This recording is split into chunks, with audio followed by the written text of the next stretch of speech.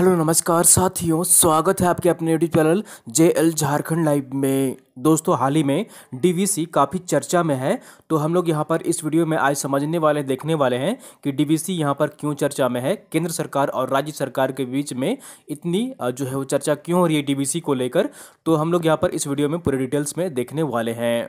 तो अगर आप झारखंड लाइव चैनल में अगर नए हैं तो सबसे पहले चैनल को जरूर सब्सक्राइब कर लीजिए और साथ ही जो बेल आइकन बना हुआ है उसको प्रेस कर लीजिए, ताकि आगे के जो भी अपडेट्स अगर वीडियो आएगी नोटिफिकेशन सबसे पहले आपको यहाँ पर मिल जाया करेगी। तो दोस्तों, चैनल को जरूर सब्सक्राइब कर लीजिए और पीडीएफ के लिए आप हमारे टेलीग्राम ग्रुप में जरूर ज्वाइन कर लीजिए। वीडियो के नीचे आपको डिस्क्रिप्शन में लिंक मिल जाएगी।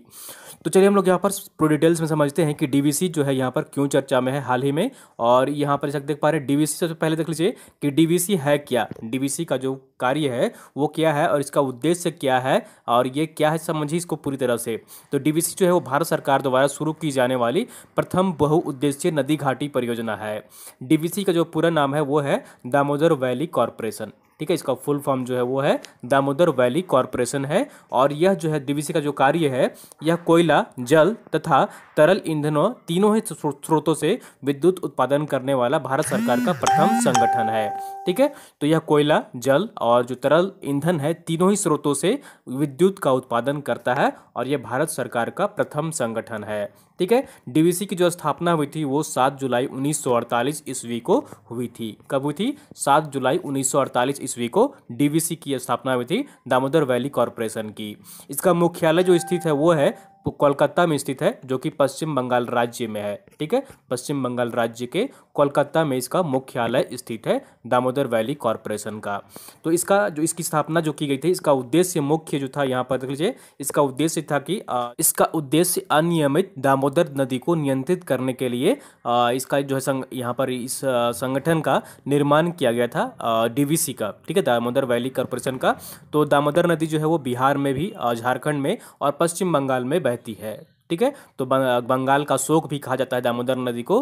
तो बाढ़ के कारण जब बाढ़ आती थी, बाढ़ के कारण काफ़ी जो एरिया थे, आसपास के क्षेत्र थे दामोदर नदी के किनारे, तो वे काफ़ी प्रभावित होते थे। तो इसे नियंत्रित करने के लिए इस संगठन का निर्माण किया गया था, डीवीसी का, दामोदर वैली कॉरपोरेशन का। ठीक है, तो उसके बाद यहाँ पर देख लीजिए, तो दामोदर नदी में काफ़ी सारे बांध निर्माण किए गए, डैम बनाए गए और इसे पानी रोक कर नियंत्रित किया गया। और इसी में राज्य में फिलहाल जो है वो बिजली उत्पादन होती है। डीवीसी अन्य जो डेवलपमेंट विकास का काम है वो भी कार्य करती है दामोदर नदी घाटी क्षेत्र में। डीवीसी के अंतर्गत झारखंड में जो कौन कौन से थर्मल पावर प्लांट आते हैं, ठीक है, पश्चिम बंगाल में भी थर्मल पावर प्लांट जो है वो स्थित है। मैं झारखंड का यहाँ पर बता रहा हूँ। तो झारखंड में जो थर्मल पावर अंतर्गत आते हैं डीवीसी के अंतर्गत, वो है मैथन पावर लिमिटेड, जिसकी क्षमता जो है वो यहाँ पर 1050 मेगावाट है। और इसका संचालन जो करती है वो टाटा और डीवीसी करती है मिलकर, दोनों ही यहाँ पर मिलकर करती है, दोनों के बीच में करार है। तो मैथन पावर लिमिटेड जो है वो 1050 मेगावाट बिजली उत्पादन करता है, जो डीवीसी के अंतर्गत आता है। उसके बाद दूसरा जो है यहाँ पर वो देख लीजिए, कोडरमा थर्मल पावर स्टेशन है, जहां पर कि 1000 मेगावाट की बिजली उत्पादन होती है, यह भी डीवीसी के अंतर्गत आता है। तीसरा जो है वो चंद्रपुरा थर्मल पावर स्टेशन है, जो कि 500 मेगावाट का यहां पर बिजली उत्पादन होता है और यह भी डीवीसी के अंतर्गत आता है।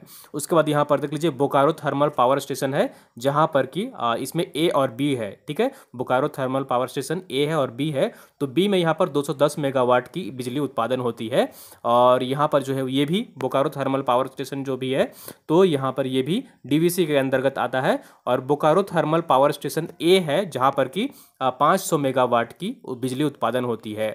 उसके बाद यहाँ पर बीपीएससीएल पावर प्लांट है, जहाँ पर जो है वो 338 मेगावाट बिजली उत्पादन होती है। तो ये सारे जो पावर प्लांट है थर्मल पावर प्लांट है और ये डीवीसी के अंतर्गत आते हैं और राज्य में स्थित है। उसके बाद यहाँ पर कुछ जो है वो हाइड्रो पावर प्लांट भी है, जो कि जल से बिजली की उत्पादन होती है। तो उसमें जो है वो पंचेत डैम है, मैथन डैम है और तिलैया डैम है। ये तीनों ही डैम है यहाँ पर, जहाँ पर कि हाइड्रो पावर प्लांट स्थित है और ये भी सभी जो है यहाँ पर डीवीसी के अंतर्गत ये भी आते हैं। तो ये भी यहाँ पर केंद्र सरकार के नियंत्रण में है। तो यहाँ पर देख लीजिए झारखंड बिजली वितरण निगम लिमिटेड और दामोदर घाटी निगम के बीच बिजली का बकाया बिल को लेकर केंद्र सरकार और झारखंड सरकार के बीच में टकराव बढ़ गया है। ठीक है, तो ये जो सभी जितने सारे पावर प्लांट है, थर्मल हो या फिर जो है आपका हाइड्रो पावर प्लांट हो, दोनों ही यहाँ पर केंद्र सरकार के अंतर्गत आते हैं, जितने सारे मैंने आपको यहाँ पर अभी नाम बताए हैं। तो या राज्य में ये जो थर्मल पावर प्लांट है सभी बिजली सप्लाई करते हैं झारखंड के लोगों को। तो यहाँ पर झारखंड राज्य सरकार जो है वो राशि मुहैया कराती है। हम लोग जैसे कि बिल यूज करते सॉरी जो इलेक्ट्रिक यूज करते हैं तो बिल पे करते हैं। ठीक है, हम लोग पे करते हैं सरकार को, सरकार जो पे करती है वो in thermal power station DVC को पेमेंट करती है। तो इस तरह से यहाँ पर जो है बिजली उत्पादन का कार्य चलता है राज्य में।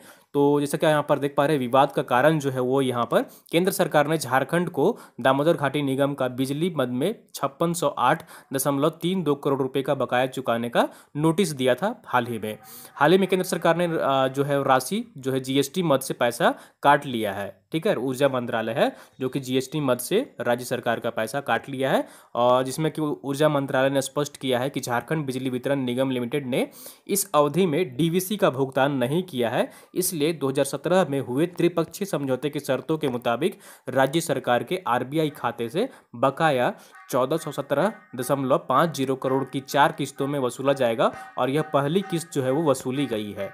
तो पहला किस्त जो है वो यहाँ पर वसूल लिया गया है, काट लिया गया है, और ऐसे 3 किस्त जो है वो राज्य सरकार से आरबीआई जो है ऊर्जा मंत्रालय आरबीआई के खाते से बकाया राशि वसूलेगा। तो समझौता जो हुआ था वो क्या हुआ था वो यहाँ पर देख लीजिए। तो समझौता जो हुआ था वो 27 अप्रैल 2017 को हुआ था। तो ये त्रिपक्षीय समझौता हुआ था, और इसमें यहाँ पर जैसे देख पा रहे हैं राज्य सरकार, केंद्र सरकार और डीवीसी यहाँ पर होगा, डीवीसी के बीच में त्रिपक्षीय समझौता हुआ था। समझौता के अनुसार यदि वितरण कंपनी कंपनी जो है बकाया का भुगतान नहीं करती है तो राज्य सरकार राशि के भुगतान करने के लिए बाध्य होगी। बिल भेजने के 90 दिनों के अंदर यदि बिल का भुगतान नहीं किया जाता है तो केंद्र सरकार द्वारा राज्य सरकार के खाते से सूद समेत राशि की वसूली की जाएगी।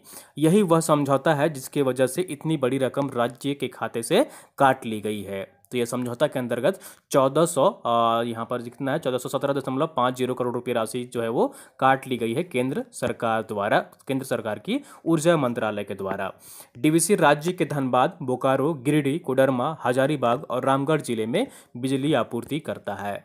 पहले बकाया राशि की चेतावनी डीवीसी दिया करता था, पर इस बार केंद्र सरकार द्वारा जो है ऊर्जा मंत्रालय की तरफ से चेतावनी दी गई थी। ठीक है, पहले यह चेतावनी जो है वो डीवीसी राज्य सरकार को दिया करती थी कि आप बकाया का भुगतान करें, लेकिन इस बार सीधा जो है वो केंद्र सरकार ने नोटिस दिया और यहाँ पर पैसे जो है वो काट लिए हैं। यह विवाद कोई नया नहीं है, झारखंड बनने से पहले बिहार के जमाने से विवाद चला आ रहा है। झारखंड बनने के बाद 20 साल हो चुके हैं, लेकिन अब तक समस्या का निपटारा अभी तक नहीं हुआ है। तो एक कहावत है कि चिराग तले अंधेरा वाली कहावत चरितार्थ हो रही, यहाँ पर वो सत्य हो रहा है। धनबाद कोयलांचल के बिजली उपभोक्ताओं के साथ देश के कई थर्मल पावर स्टेशन धनबाद से मिलने वाले कोयले से बिजली उत्पादन करते हैं। तो देश में विभिन्न हिस्सों में धनबाद से कोयला जाता है, ठीक है, जिससे कि थर्मल पावर स्टेशन चलते हैं, और देश के अन्य जो राज्य हैं तो स्टेट हैं वहाँ पर बिजली उत्पादन होता है झारखंड के कोयले से।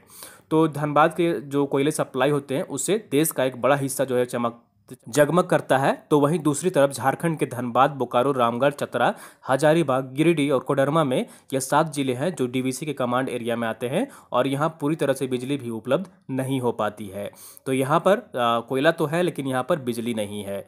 देश के अन्य राज्यों में बिजली जो है वो उत्पादन होती है झारखंड के कोयले से, लेकिन झारखंड को बिजली नहीं मिलती है। और केंद्र सरकार ने वर्तमान में यहाँ पर 1417.50 करोड़ रुपये राशि है जो कि राज्य की जो जीएसटी के अंतर्गत आती है, कलेक्शन होता है, राजस्व होता है, उसमें से काट लिया गया है पैसा। तो इसलिए यह काफ़ी विवादों में है हाल में।